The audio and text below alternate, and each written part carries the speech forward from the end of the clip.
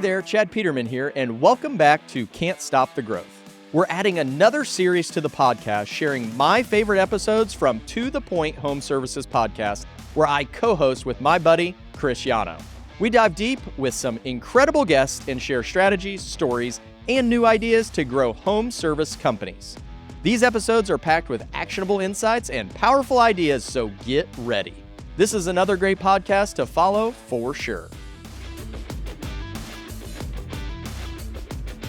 I remember, this really crucial moment. I got in a couple fights in the county jail. I was getting in the mix of some bullshit because stuff happened in there. And I got put in an isolation cell.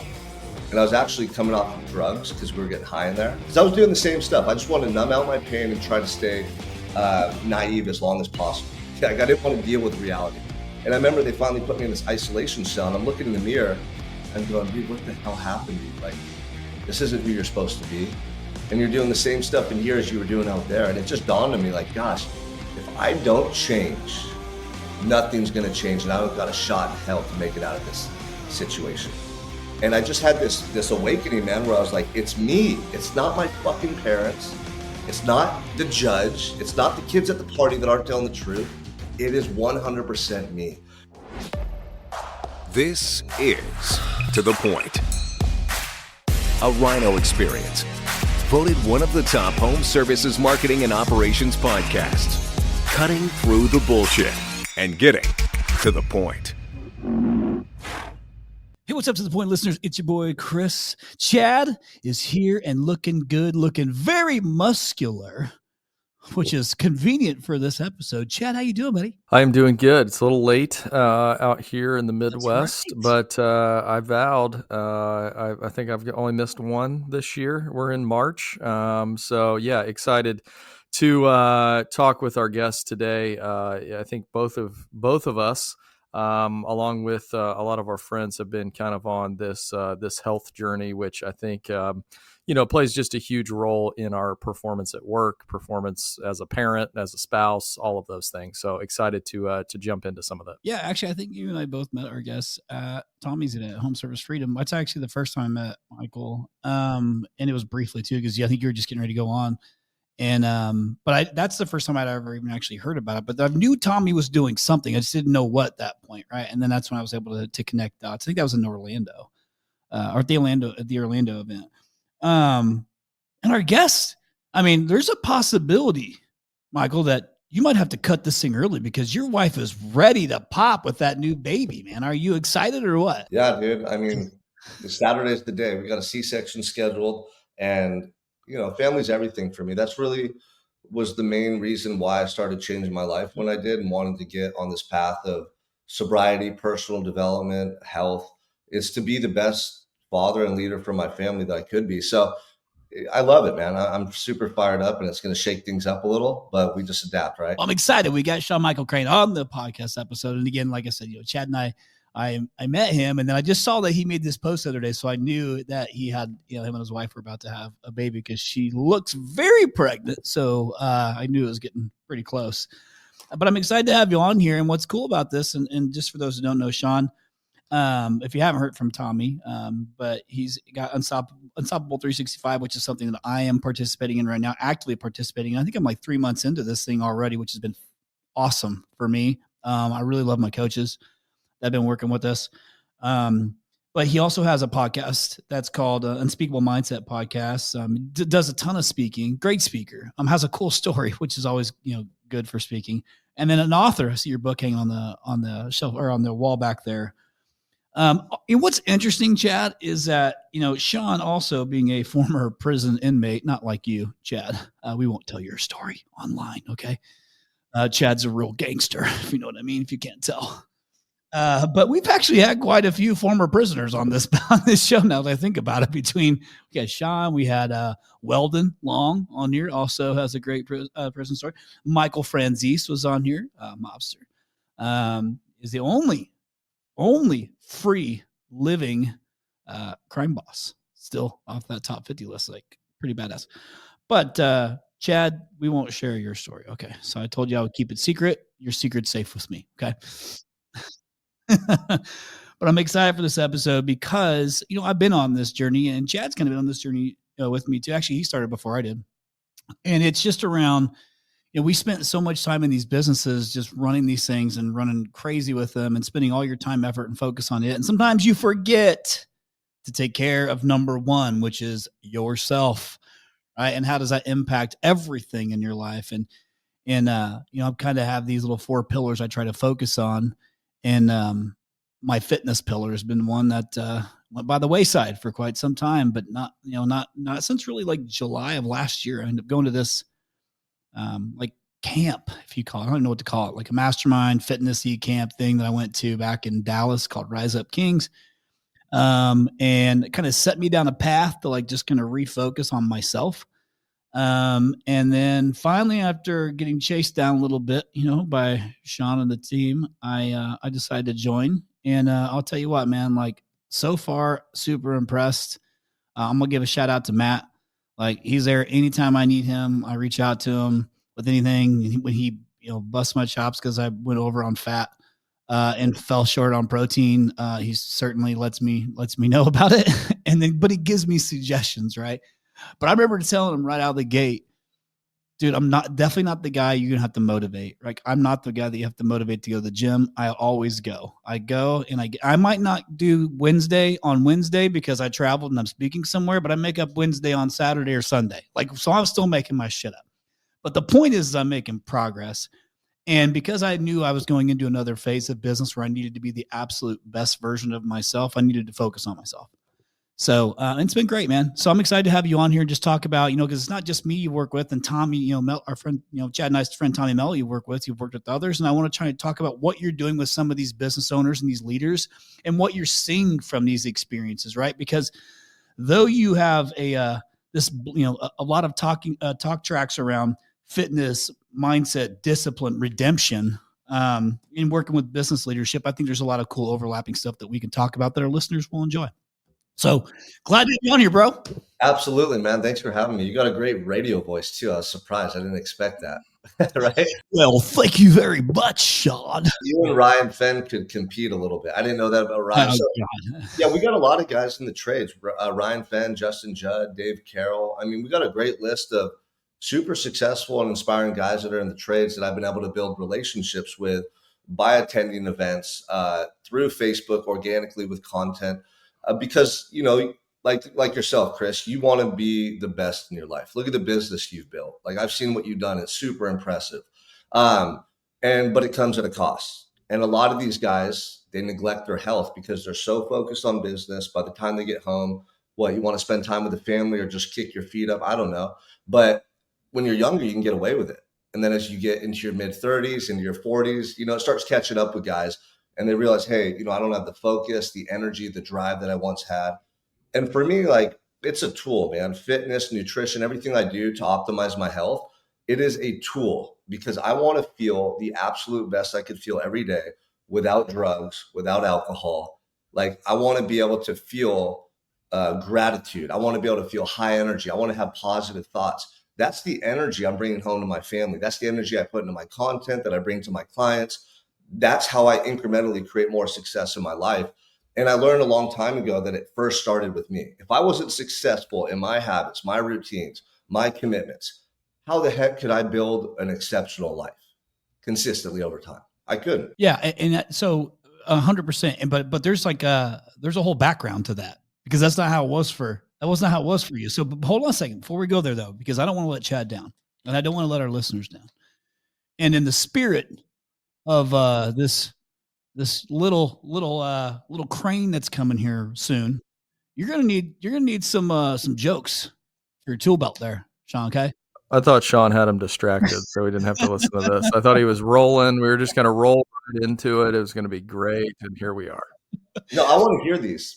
Well, trust me. So does everyone listening. Hold on to your seats, ladies and gentlemen. These are going to be good. And you know what? I'm doing you a favor, Sean, just like I do Chad a favor every week. And I give him these so that way he can be funny because he's not. Okay. So here they are. We're going to start with a couple of dad jokes. And this first one's going to be a little Indiana humor since Chad is in the great state of Indiana. Chad, Sean, feel free to answer if you know. And there's a good chance that you might. What does corn say when it gets a compliment? Do you know? Aw, shucks. You know why that one fails? Because if you aren't in a state that's got corn or been around corn, you would not know what shucking corn means. So, yeah. But you know what, Chad, you know. I think that's a fall joke. Like spring, we're just planting the crops. There's no shucking going on until the fall. So I think you roll that one back out come October, November. I wish you'd shut your mouth. Oh, hey. Okay, moving on to the next one.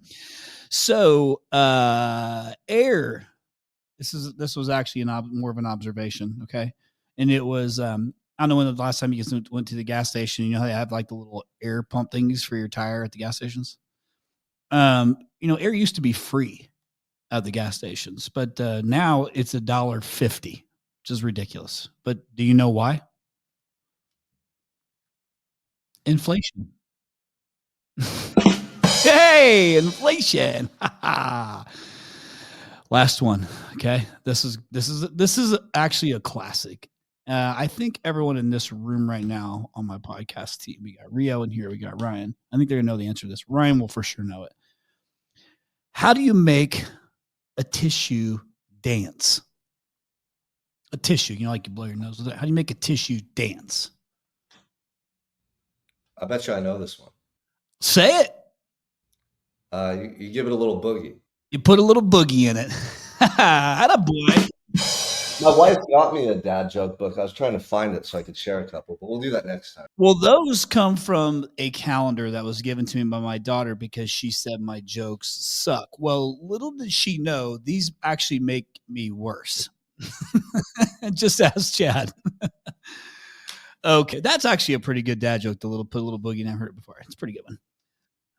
Okay, there you go. I've done my good deed for the day. Okay, now let's jump into this thing too, because I do want you to share just a little bit, and maybe let's not make a novel out of this thing, Sean, but let's take maybe 5 minutes or so, give a little bit of your background, kind of go through the fast track journey of it, because I need the listeners to understand where you're coming from.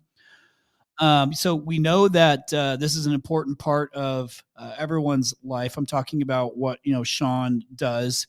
Regardless of where you're at in any business, because your health, both physically and mentally, is an important part to everything. But I need you guys to understand where he's coming from and what even makes him an authority here to be able to work with you, and why he works with guys like myself and Tommy when we clearly have tons of options and choices of people we can want to work with. But we landed with Sean and his team. So Sean, go ahead and start, or go ahead and share then a little bit of that that come up. And then let's go into, and then I'll actually go into asking a little bit more detailed questions around like the how and the what. Yeah, absolutely, man. Well, I'm here in Santa Barbara, California. This is where I grew up. Beautiful beach town north of LA. It's different, than most of California. We got like our own little protective bubble here. But I grew up, Chris, with all the opportunity in the world, man. I wanted to be a professional baseball player, loved sports, loved surfing, was always out doing stuff as a kid. And then I started realizing, my parents were struggling big time. They were battling addiction, and I started seeing things at home that were traumatic. My parents fighting, or my mom overdosing when I was a little kid, just being lifeless on the floor. And this became a reoccurring theme in my life, man. And then at 14, both my parents just pretty much left my life. My dad went to prison.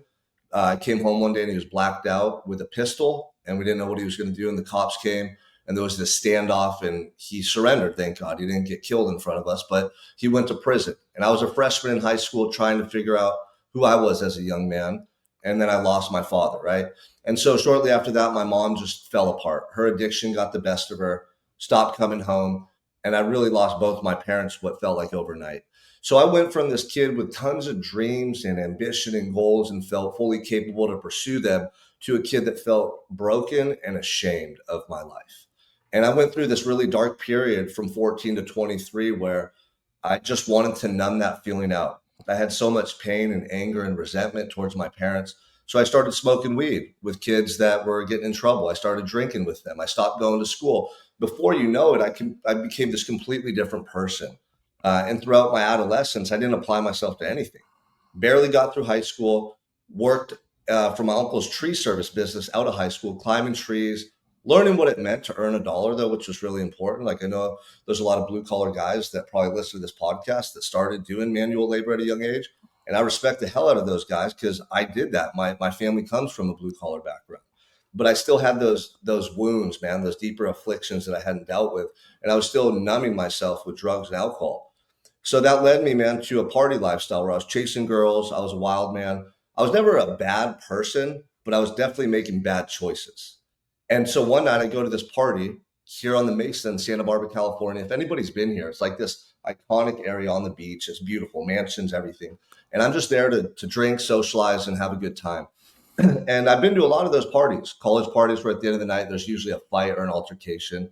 I would get involved in those. I would be watching those. You know, it was like a typical thing at that age. And so this night, it was different, man. These two groups of guys started squaring off with each other. And I was right there watching the fight, getting too close, wanting to see what was going on. And when the fight broke out, I got tackled from the side and I'm like wrestling with this guy, you know, thinking that they're jumping me. I thought, damn, dude, I was too close to the fight. These guys are jumping me. They're going to start stomping on me and stuff. So I'm throwing punches at this guy, trying to stand up. And when I do, he just laid face down on the ground. And I thought, okay, that's really weird. You know, this is like split second stuff. And my friend that I went to the party with is calling me over to the street. Sean, let's go. Let's get out of here, man. Let's go. And as I get up to him under the street light, I'm just covered in blood. Like my face is drenched. My shirt is dripping off me. And I freaked out. I was like, dude, what the hell? And his eyes lit up, you know, he's like, what did you do, man? Well, what did you do? And I told him, I didn't do anything. I don't know what happened. What are you talking about? And he starts running away and he's like, let's go, let's get out of here. And I follow him. And so we go back to his house that night and just pass out. We're hammered. And the next day I wake up, like the worst feeling in the world, like a nightmare when you wake up, but you know, it's a real thing. I get my phone out and I Google, you know, fight on the Mesa. And it said 2 men had been stabbed. One was in critical condition in a coma. So in that moment, I knew my whole life was going to change. And as naive as I was, I thought the cops were going to come question me and try to press me for information. And ultimately it would work out somehow. You know, I had no idea that they were actually looking at me as the prime suspect, which they were. And so what they did is they came that day with AR-15s, forensic unit, dogs, and they arrested me and they charged me with attempted murder. And they booked me into the county jail. I was 23 facing life in prison. So in that moment, it felt too surreal to even grasp as a reality. You know, it's like, this is not happening. This is a mistaken identity. They don't have all the information. Surely I'm going to get let out of this place, you know? And I remember the first day I went to court and I walked in and there was all these photographers for the news press and all these, news press members writing stuff down, taking my picture. And I'm all shackled up, walking in front of everybody. And the first thing my lawyer said to me, she came over all panicked. And she goes, hey, the judge and the district attorney are talking right now about amending your charges to homicide. The victim's in a coma. He's been in a coma a week and a half. The rumor is that he's brain dead and he's not going to make it. And that's when I was like, damn, dude, this is no joke. Like, this is a nightmare that I'm not going to be able to escape from or wake up from. In home services, speed to lead is everything. Chirp stands out by transforming your communication strategy. With Chirp, accelerate your lead response time with instant SMS text messaging, email, and ringless voicemail automation. Chirp's cutting-edge technology ensures you're the first and the most persistent, helping you close more deals than ever. But that's not all. Say goodbye to missed opportunities with Chirp's incredible follow-up system. Keep your leads engaged and moving smoothly through your sales funnel without lifting a finger. And with Chirp deep integrations with top CRMs like ServiceTitan, HouseCall Pro, and Jobber, you can launch laser-targeted campaigns to connect with the exact right leads at the exact right time. Automation creates efficiency. Efficiency unlocks scalability. With Chirp, you can automate speed to lead, estimate follow-ups, rehash, abandoned call follow-ups, canceled job follow-ups, review requests, outbounding to your list, annual reminders, membership expiration follow-ups, and so much more. So stop chasing leads, capture them, connect faster, and close more deals with Chirp. Contact Chirp today and elevate your communication game. Homeowners are searching HVAC pricing more now than ever before, and they're landing on big box stores and online retailers instead of you, the local contractors. Contractor Commerce is changing the game. Their plug-and-play online store installs right on your existing website so customers can buy filters, sign up for service plans, and even get instant online quotes for fully installed systems. Super simple. They stock and ship filters from 5 warehouses nationwide under your brand name. Contractor Commerce has helped over 1,000 contractors connect with customers where they're already shopping online. Visit contractorcommerce.com to schedule your demo today. And, for 8 months, man, I fought that case and I tried to do everything I could to get out of it, but no witnesses would come forward in my favor. Nobody that knew the truth wanted to get involved with the police. Like, they knew I didn't do it. There was 2 other guys arrested with me. And ultimately they sentenced me to 5.5 years in prison for assault with a deadly weapon.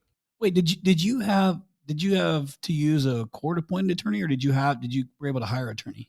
I mean, here's the thing. If you don't have money for an attorney, you get whatever they give you.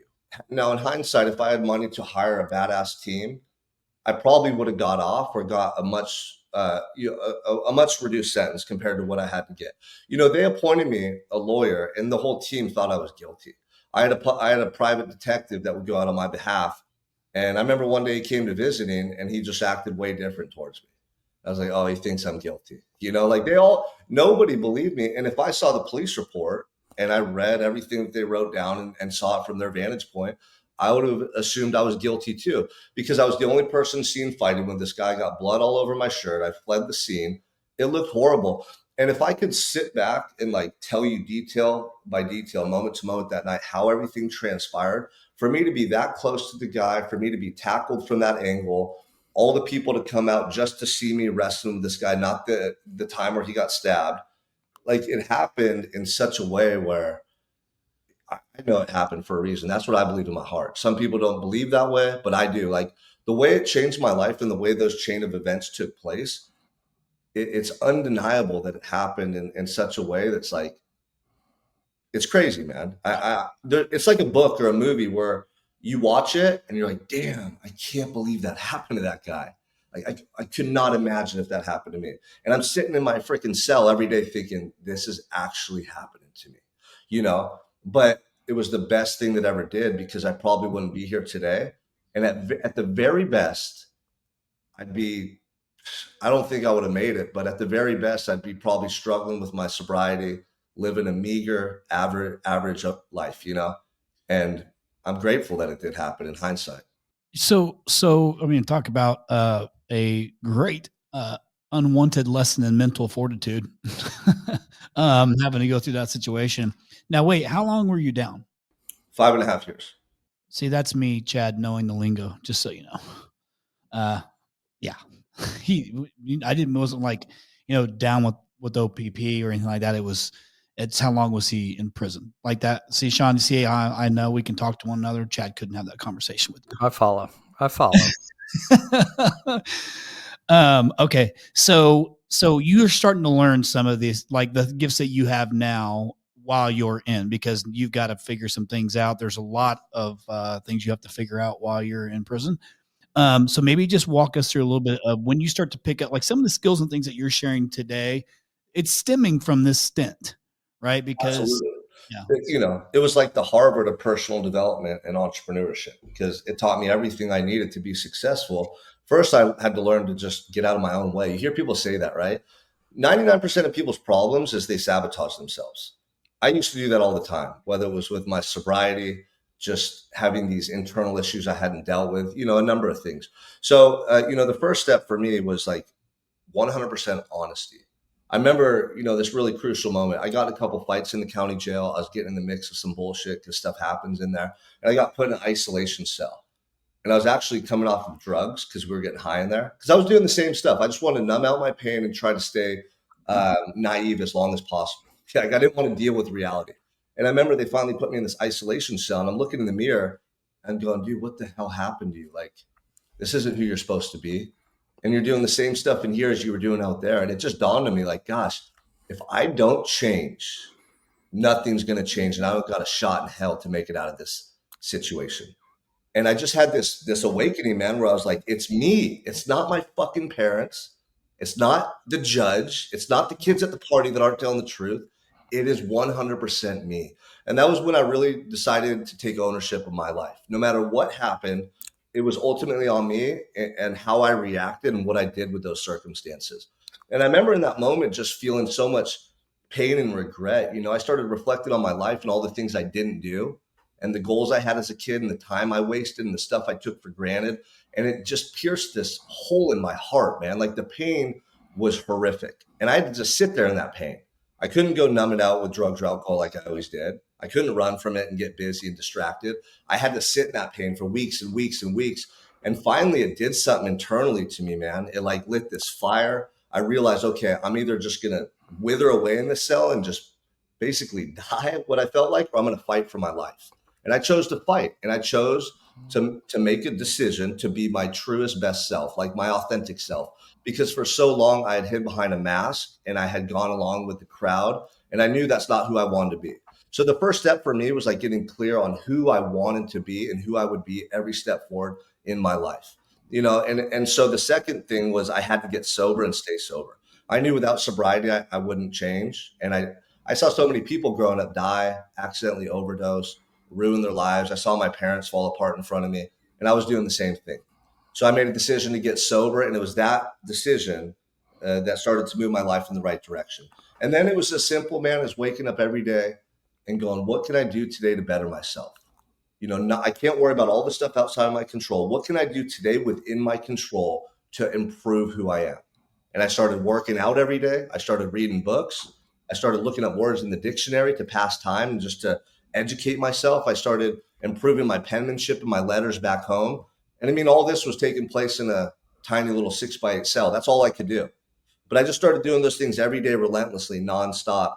And that's when I started building the right habits and reinforcing the mindset of, what it took to actually be successful long term. Sean, I got a question for you. So first off, I appreciate you sharing that story and being so vulnerable. To me, I was like getting goosebumps of like, oh my God, I couldn't imagine if that like happened, like your life is just altered in one instant.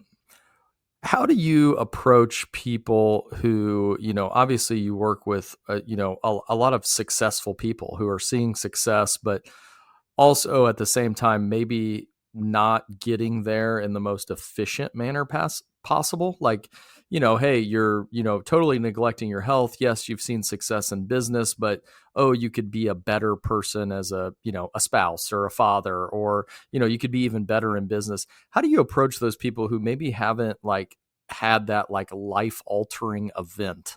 Like everything seems to be going pretty good, or so it seems on the surface. But how do you get them to dig deeper and say, oh, there's so much more if you can get these things right? Great question, Chad. Yeah, such a good question. One of the hardest things is to get people to change who haven't gone through something painful enough to change, right? Like pain is the greatest motivator we come across. And the thing is, you got to get them to talk about stuff out loud. Dale Carnegie references to this and how to win friends and influence people. Like you got to get people to take ownership of the idea, or for that idea to swell up inside of them for them to take ownership, right? And the way we do this is getting them to speak about things out loud. When you talk about your problems or talk about your life or talk about stuff out loud, the brain starts to process that information differently. That's what writing did for me in my jail cell. I started just journaling every day. Before that, I thought journaling was like for girls. I thought a diary was lame. I had all these biases. And then I started learning about myself, and I'd like write these things down, and then I'd think about it and reflect on it. And my whole paradigm started changing. The same thing happens when we talk out loud, is it's a pattern interrupt, So a good coach or mentor, like I shouldn't spend all the time talking. I should ask the right questions that guide them towards these realizations for themselves. Then it sticks. Then it makes sense. So that's my goal, is I want to learn about people I work with. I want to understand, maybe why they're content or why they haven't changed, and then what's at stake if they don't, and get them to voice that stuff out loud. Yeah. Chad, do you journal in the morning or do anything like that? I don't think you do you? I can't remember if you said you do. Yeah, I write to my kids every morning. So that's like my journal, is I just write to them and talk to them about what I'm feeling. So one day when they're old enough now she's kindergarten, so she's picking up some words, but she can't read fully yet. But yeah, my hope is I have all these journals that I hope to share with them one day, and just kind of, I guess to your point, Sean, it's like explain what you're feeling. Like, while I'm not speaking it out loud, I'm writing it down. Like, hey, yesterday sucked. This is what I was feeling. However, today I woke up and this is how I'm going to attack it. And I think it's just that, to me, what I've understood as a leader is being vulnerable is a superpower, and sharing with the people that you lead, sharing with, those that you come in contact with, like that you are struggling. I think so many times as a leader, it's put on this coat of armor and nothing affects me, and I wake up early and I attack the day and all of this stuff. But at the end of the day, we all have things that bring us down. We all have situations that put us in a bad mood or take us to a bad place. And I think just sharing that, to me, makes us human. And when we're able to communicate on that human level, to me, to your point, it gets things solved. It allows us to reflect and understand what it is that we're actually going through and how we're going to progress forward. So, journaling is, I think it's hugely important. And my best ones are when I truly am in like a not so great place, and I'm able just to kind of write that down and just share it. And it makes me feel better. Like, oh, shoot, like this is good. Like, hey, kids, you're going to go through tough times. And hopefully when you reflect back on this, you saw that, dad went through tough times too. And that's normal. And it's just part of life. Yeah, those are great points. I mean, because when you bottle stuff up, nothing gets resolved and it just makes it worse. But the act of being vulnerable, you hit the nail on the head there. Like, that's what helped me build my business, is not because I was fit. There's a lot of fit people out there. It's because people could relate to the emotional state that I expressed when I went through that stuff. Like stress, battling depression, overcoming addiction, all of those things that I shared. I didn't just share them to tell a story. It was like, this is what I went through. This is what I learned in that process. And this is how it changed my life. So you're giving them a blueprint through your stories. And that's powerful. And then not just that, but when you're, let's say, leading a team or even at home with your family, when you're vulnerable, it gives them permission to be vulnerable. And people don't have to feel ashamed of experiencing certain emotions. We all have ups and downs. We're human beings. No one's perfect. The individual that thinks they have to mask that stuff, that person, they're actually keeping themselves stuck, or they're making it worse long term. So I love those points. I mean, that was really good. Well, I want to, I journal too, and it's actually, I didn't know that you did that, Chad. I think that's awesome. Because then they get to go back and read that. Now, when I journal today, sometimes I write funny notes in there because I know they're going to go back. I'm assuming they're going to go back and read it at some point in time. Hopefully there's no dad jokes in there. Well, I don't know if there is. There could be. I'll tell you what, I'm going to journal tomorrow, and it's going to be about you making fun of my dad jokes. Okay. Yeah. But it is, today, as I sit here, I am the absolute best version of myself that I believe I've ever been today. I'm firing on all cylinders, but I had to like make that shift. And I can't remember if I was listening to you on a podcast with Tommy or where the heck it was, or if you were speaking it, Sean, but we were talking about, like, one of the things I had to do was you got to learn to love to do the things you don't want to do. Like, especially on the days when you don't want to do them. I remember hearing Tyson say that in his interview, he had to learn how to love the things, on the days he really didn't want to do them or whatever. And one of those things for me is getting up at 5:30, right? Like, I don't want to get up at 5:30, but I actually like when I wake up and it says 5:29 and I can beat the alarm clock, like those days, I just started off with like a win. But it's not so much about like, okay, if I got up at 5:45, it's not a big deal. It's the fact that I get up and I get that time to kind of get my shit together and just have that moment for myself. And I journal and I write down all the things. It just starts my day off in the right direction. So I think what I heard you say, Sean, one time is like, oh yeah, it's great as long as you make sure you're getting enough sleep. Totally true. You got to make sure you have enough sleep. So if getting up at 5:30 makes you groggy and tired and you get home and you're kind of worn out and you go to sleep early, well, what's it actually doing for your family towards the end of the day? Like, so maybe that's not a good thing. But for me right now, the reason I'm doing this, the reason I have Sean on here is because I know, as a business leader and a very busy business leader, with a very busy home life. I have all these things happening at the same time that I knew I needed to do this to build the foundation of who I am as a human being and to be able to see what can I really accomplish. I needed to be the best version. I needed to show up for myself to be the best version for everything that I knew I had to face. Right. So it doesn't mean like I'm not having hard days. Like I have hard days. But I know that, there's days, like I said, when Matt, busts my chops because I'm supposed to eat 180 grams of protein and I ended up at 160. I'm like, dude, I'm 20 grams off. That's not that big of a deal. Well, is that how you show up today? Did you show up today short? I'm like, noted. I got it. So, but these things matter because it kind of takes it back to the mental, like, how do I approach things?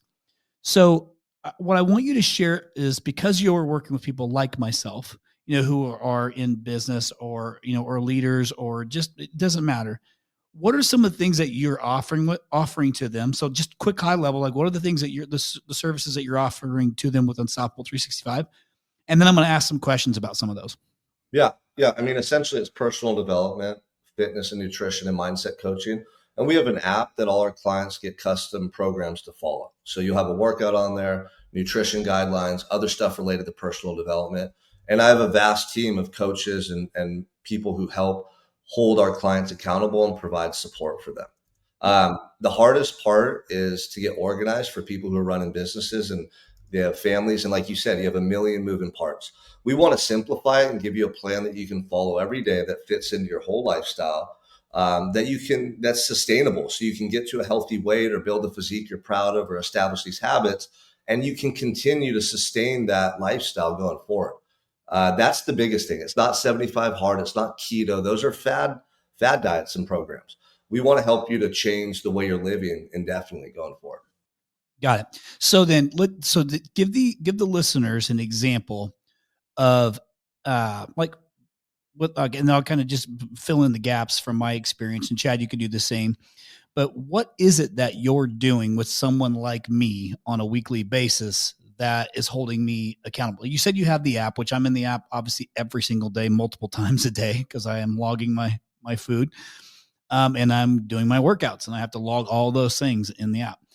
But like, what is it that you guys are doing weekly, or whatever the different, plans are to hold people like us accountable and then correct us when we need to be corrected?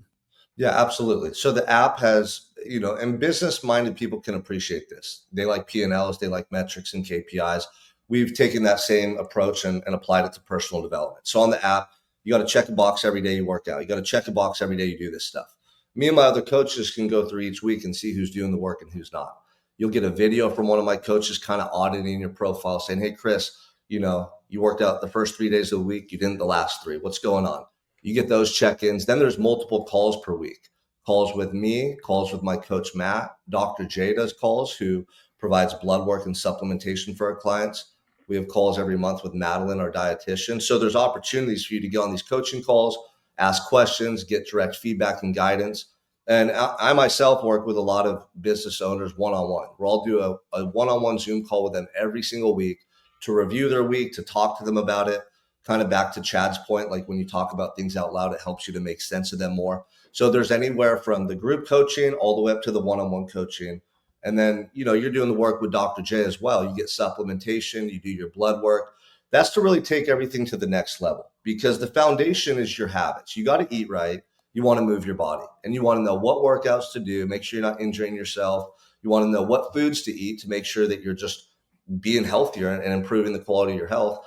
But then the deep dive with the blood work and then the proper supplementation based on those results, that takes things to that next level as far as energy goes, focus, even stress reduction, sleep. Like a lot of that comes down to your nutrition and your supplementation.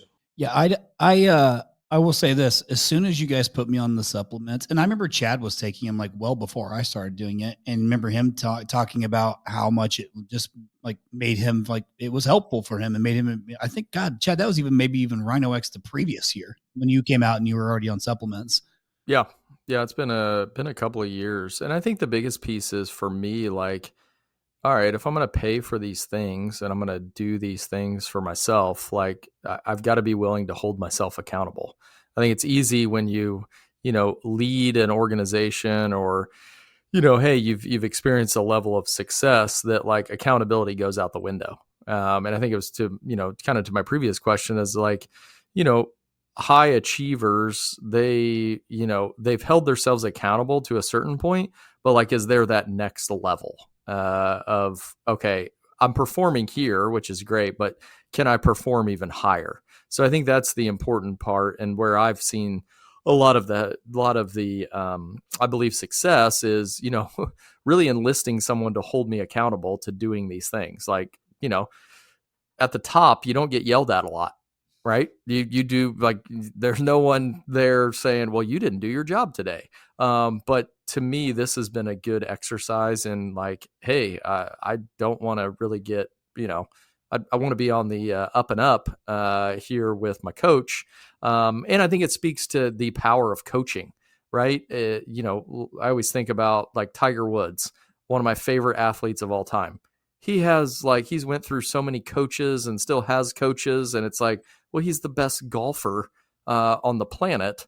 Maybe not now anymore, but, was for a time, was unbelievable. But yet he still had coaches all the time. How do you, I guess, Sean, maybe a question is like, where do you see people that you're working with kind of struggle with that accountability piece? I think that was for me, and I don't know about Chris, but like, it was like, like I feel like I'm doing things all right. Like, where do you see people kind of struggling to embrace that accountability? Yeah, and that's a great point. A lot of the clients that we have, they are the top dog of their life. They're the leader. They're the person holding other people accountable. They're typically the business owner. They don't have that oversight, and it's a relationship. You got to know how to speak to certain people. What's going to really get them fired up? Some guys need to be talked to a certain way that pisses them off a little. Like, you call them out, you challenge them. I'm a competitive guy, so if someone challenges me and say, "Hey, Sean, you're doing all this stuff, but when you go home, you're on your phone, you're not really being present with your family." I'm not going to like the way that makes me feel, because I don't want to be that guy. So I take it as a personal challenge, and that's going to motivate me. Other guys, they might not react well to that. They might get a little disgruntled or upset. So you got to be able to read people and understand like what really is going to motivate them the most. Most guys, though, that I work with, they like to be challenged and called out because they don't have that in their life. So if I even, cuss at them a little bit and like say, "Hey, dude, like, you're being a pussy. You're making excuses. That's not the man you said you want to be. You told me the first day you want to be an example for your children. You want to hold a higher standard. You're not doing it. So like, either you don't like," and just be honest. You got to be honest with people. And when it comes from a genuine place that I care, I want the best for you, and they can feel that, that's a big difference than them just feeling like I'm talking crap to them, and that's when the accountability piece, they appreciate it. And they're like, "Dude, thank you. Like, I need that." And so it's about you got to get close enough to people where you can have those open, honest conversations without them getting upset, and knowing that you're doing it because you really care about them. Yeah, no, I think that's a great point. What do you see? Like, because I think, like my first reaction to like, hey, taking vitamins, doing the blood work, doing all this stuff, it was kind of like, well, like, I feel pretty good right now.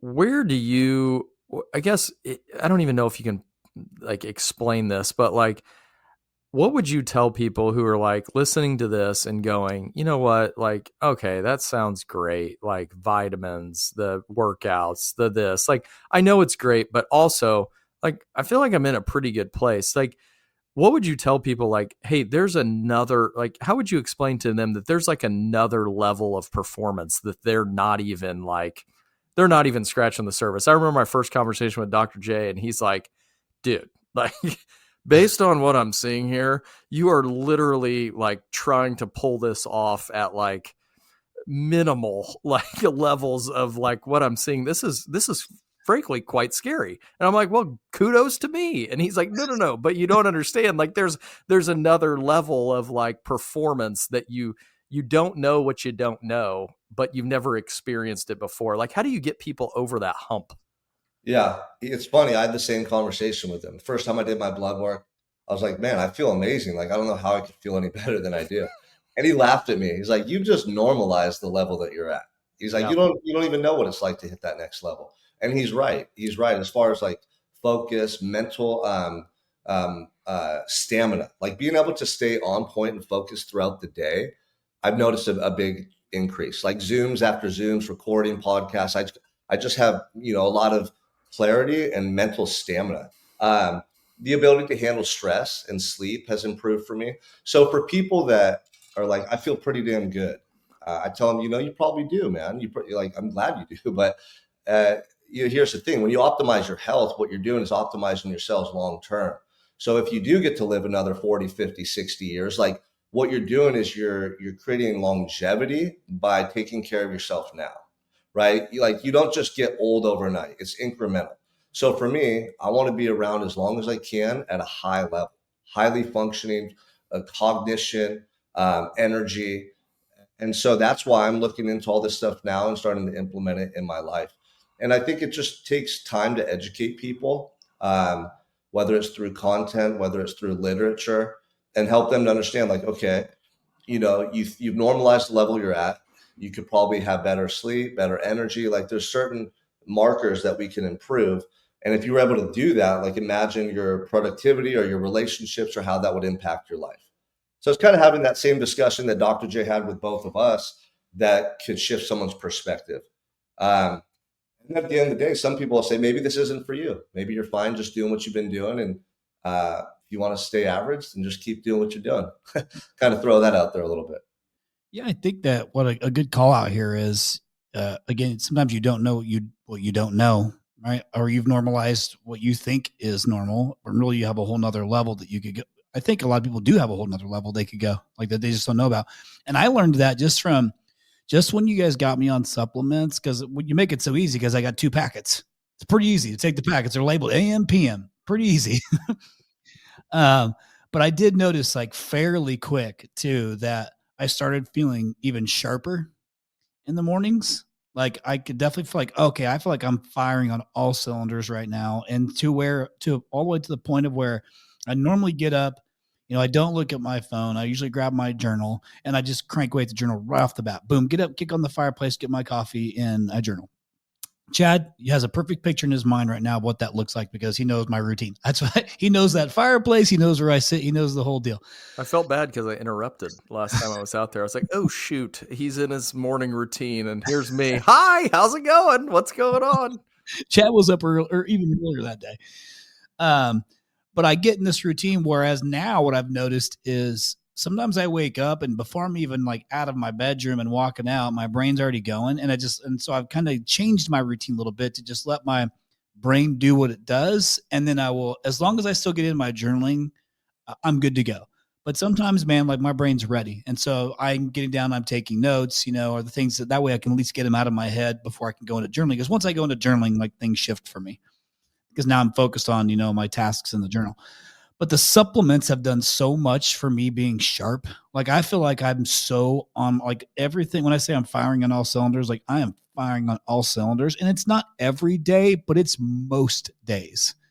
So, and if I traveled and I forgot my supplements, and it was just an overnight. It's just an overnight. So I missed a PM and an AM. And that missing, the guilt I felt by not having those supplements on the 2 days I met. And it was like, oh, wow, because I was like, I'm dedicated to take them because I know what they are doing for me. So I want to ask you this question then. So we're talking a little bit about physical, from your physical fitness, but we talk a little bit, we're talking a lot about mental. And I'm not saying that they're not important, but to you, Sean, which one of those is most important? Is it your mental or your physical fitness? I mean, it's really hard to answer that because I think they're so intertwined. And they both, sharpen one another. Yeah. I'd say your mental, because everything starts as a thought. I wouldn't have started working out if I didn't think about it first. I wouldn't have got sober if I didn't think about it first. So your mental for sure. But then, your physical can take your mental to a whole nother level once you're on that path. Okay. So I'm glad you said that, because I felt like it was the same thing. Like I had to get my mind right before I could start getting my body right. So basically I had to get myself talked into going down this path, or even taking this step to do something different, right? Getting out of that comfort zone. It's like the David Goggins thing, where you kind of get in a routine and he's trying to work himself out of a routine, being uncomfortable constantly. But I had to mentally prepare myself to do it. So now I want to translate this to business, because I want to make sure I understand, like, what's the connection I want your opinion. What's the connection between physical fitness? Okay, we've already decided we need to make sure we're getting healthier. What's the connection between physical fitness and leadership in business? Yeah, that's a great one. I mean, I can't think of anywhere else in the world like the gym as an arena to sharpen myself on a daily basis. I think you alluded earlier to like setting PRs or getting better. Like you can do that every day in the gym. Like I go to the gym still and I'll hit like 13 reps on a weight that I normally hit 12, or I'll go up and weight. And I'm like, damn, dude, like I'm getting better still. It's not just stronger, like it's symbolic of personal growth, right? And so what that does is it continues to build that level of confidence in yourself. It instills discipline day by day doing that. So from a leadership standpoint, like you're being an example for other people. And so like the physicality is very important for me because it changes my energy. If you just let me sleep in tomorrow and I go lead a team meeting, like I could still do it because I've done this for a while, but I get up and do my routine and go crush it at the gym, and my level of energy, my charisma, my passion, it's on a whole nother level. So I use working out as a catalyst to elevate my energy, right? And when you have that elevated energy and that passion and you're able to transfer that to other people, that's powerful. So when it comes to leadership, that's the main thing I think about is like my energy. Is my energy infectious? Do they actually believe what I'm saying? Because there's a lot of people that want others to believe them and to lead those individuals. But here's the thing, if you're not leading yourself in your life, like it almost comes off as inauthentic. People pick up on that energy. They really do, man. And so that's the main thing that I've noticed. I think you're spot on. And I think that those who, I was an athlete all through high school, college, working out is like not something that comes difficult, but it's, I still got to get up and I still got a lot more responsibility. So it's harder to do, but you are so spot on with that level of energy. Like if I get up and get my workout in, like I am so much better. And it seems weird. Like even if I have like a workout that's like, and really kind of mailed it in there. Like even the fact that you got up, you went to the gym, you did your thing, whatever it may be, like all of a sudden that energy just shifts. And I think that's the same for what we were talking about earlier, like journaling. Like when I sit down to journal, the first thing I do is I write 3 gratitudes. So I do. Impart that on my kids. Like, hey, just what are you grateful for? And just writing 3 sentences that could be like, I'm grateful for my health. I'm grateful that I have a house to sleep in. I'm grateful that there was heat last night and it was cold out. Like just those 3 simple things that we often take for granted, I think is such superpower. Like your mindset, you can just feel yourself shift. And so I try to convey that to all my people. I'm like, hey, it's all the small things. It's the simple workout, even if it's like 20 minutes. Like, hey, 20 minutes, I got on the bike, I rode, or I went for a walk or whatever it was. Like I wasn't feeling it, but I did a little something. All of a sudden, like your mental like clarity just shifts and you can be a better person for all those that you. By now, you've probably heard how much of a proponent I am for Blue On, but I'm not the only one. When you talk to service managers using Blue On, the stories all sound very familiar. Nick Christensen over at Herbal Heating says his team saved 46 hours in just the first month. Between the parts lookup, wiring diagrams, and AI troubleshooting, his techs are solving issues faster and ordering the right part the first time. It's even streamlined communications between the techs and the parts department. They just screenshot over the right part from Blue On and send it over. It's simple, it's accurate, and it works. And yeah, Peterman Brothers is definitely seeing that impact too. Do yourself a favor, click the link in the description, and book a quick demo to see it in action. Sorry for the interruption. To the point, listeners, have you heard of Rilla? Are you using Rilla yet? If not, are you for Rilla? See what I did there? Rilla is the leading speech analytics software for the trades. It is on a mission to bring physical ride-alongs to an end. You can coach your reps with virtual ride-alongs now that are 100 times better, faster, and much more efficient than the physical ones. All you got to do is use the killer Rilla. That's Rilla, Rilla. I got to throw this out there because this is like a topic that comes up. And I hear both you guys talking about working out in the morning. I'm not a morning workout guy. Like I don't want to work out in the morning because I would rather take that hour and a half chunk that I have, which is about what it is, and just be in, like, because I tell you, Sean, like I'm feeling the sharpest in the mornings and I'm trying to max that. And I can't go and work out and then take notes at the same. I have to focus on one or the other. But I'm really, really good at going at 4. And so if I go at 4-ish, I can get it all knocked out before it's like evening time, right? Like kids are still doing homework and sports and stuff like that. So I kind of have that moment to go do it.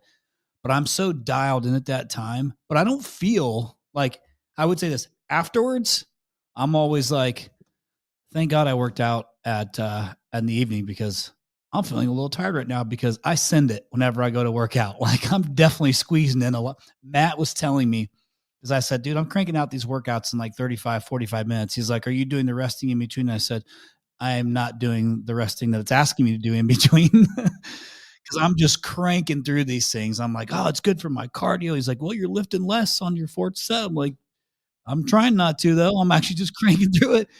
But the point is that, like, I don't think everybody has to work out in the morning, right? Like I do a great job of accomplishing what I think, and maybe I would be better. Maybe you would say, Chris, you would be better if you did it in the morning. I think the best plan is the one that you can consistently execute. So I've done workouts in the afternoon too, where because I'm like you, if I had it my way, I'd have an hour and a half of journaling and reading in the morning. I like to drink coffee and read and journal and reflect.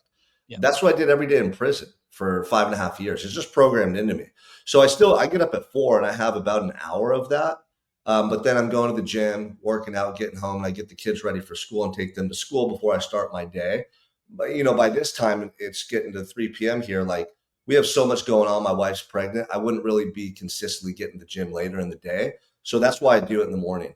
But as long as you get that consistent workout in and you're feeling good and you're getting results in your life, you can do it any which way you want.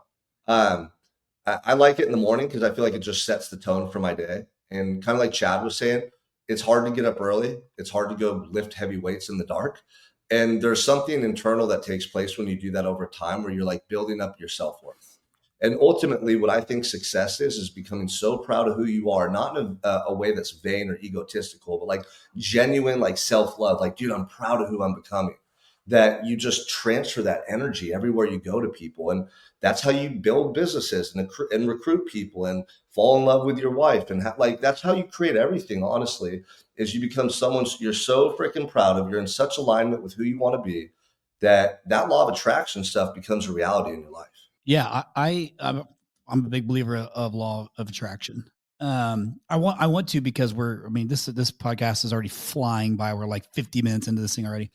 I'm a little past the top of the hour, like I said it would be. Is that okay with you guys? I just got a couple easy questions I want to make sure I get our listeners can hear. And it's a couple of like takeaways, but this one is, what's a fitness or mindset exercise that every business owner should incorporate into their daily routine? Ooh, that's good. A fitness or mindset exercise. Mindset exercise.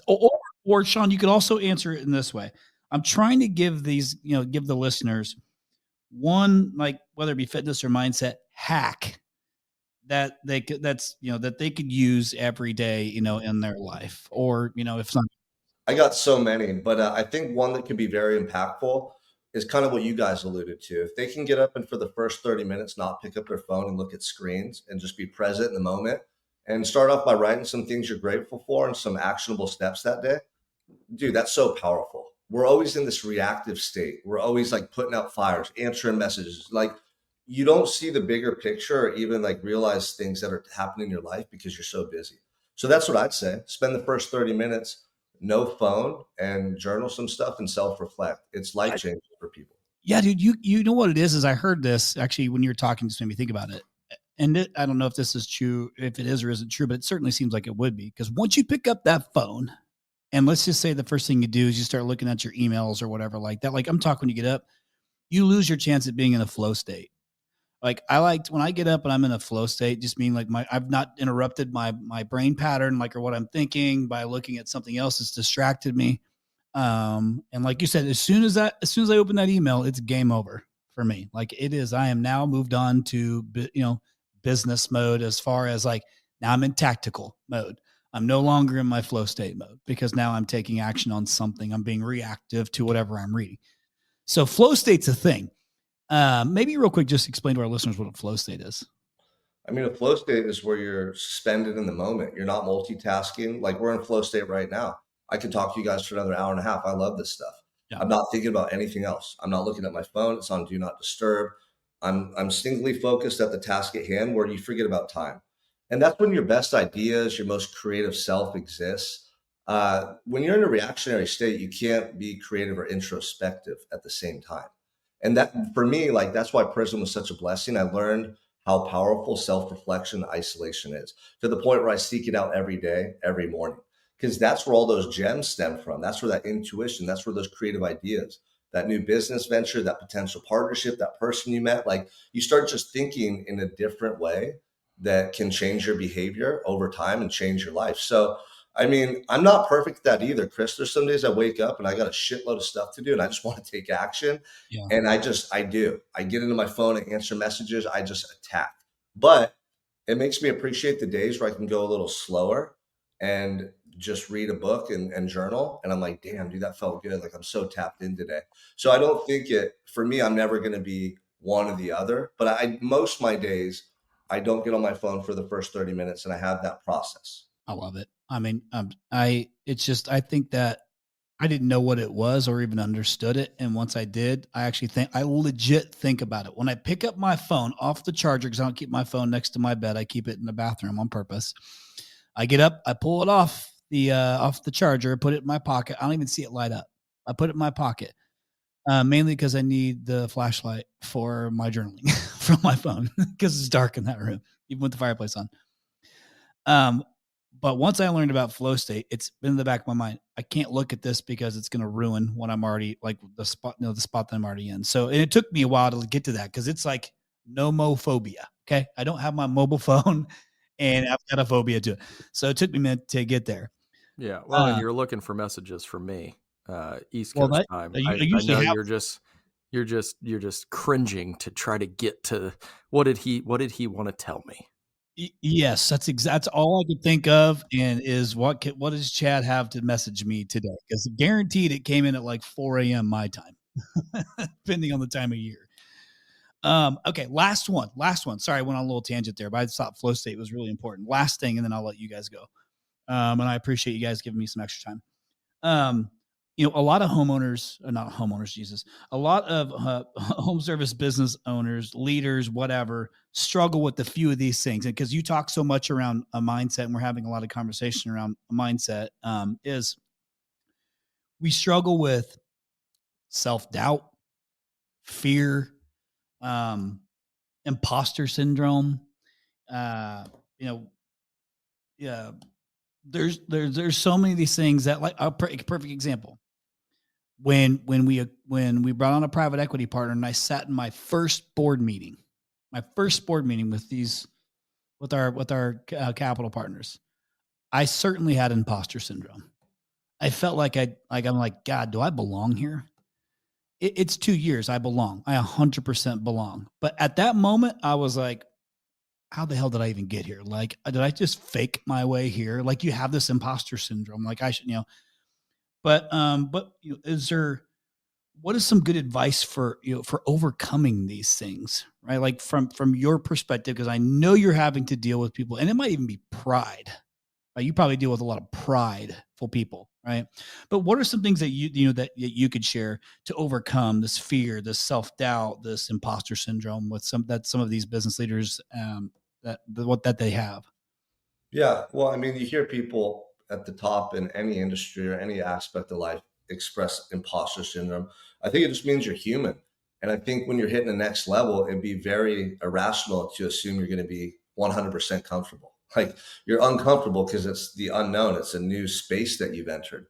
I think you just got to recognize that and remind yourself of it. Like I like the book, The Gap in the Game. Have you guys read that book? They talk about measuring backwards. Dude, I still do that all the time. When you're striving to hit a new level you've never been at and you start questioning yourself, remind yourself of who the F you are and how far you've come. Start measuring backwards and look at all those milestones, all those obstacles, all those moments you wanted to quit, or that time you had to pivot, or, that's why prison is an asset for me. I look at that and I go, Sean, if you can overcome that, you can overcome anything in your life. So I think it's two things. Recognize that when you're entering that next level, you're going to feel a little bit of imposter syndrome and fear or doubt, and remind yourself of who you are and measure backwards. That's why fitness and the things we're talking about are so important, because every day you can build yourself up. Every day you're building your resume. So in your heart of hearts, like who the heck you are. You're like, I've been here. I've been doing this. I've been working on myself. I've been showing up every day. And that instills a genuine confidence in who you are that's undeniable.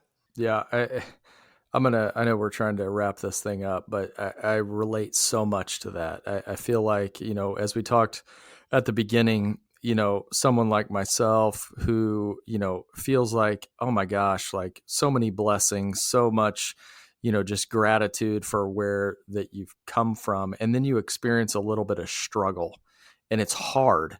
And you're like, hold on a second, this doesn't feel right.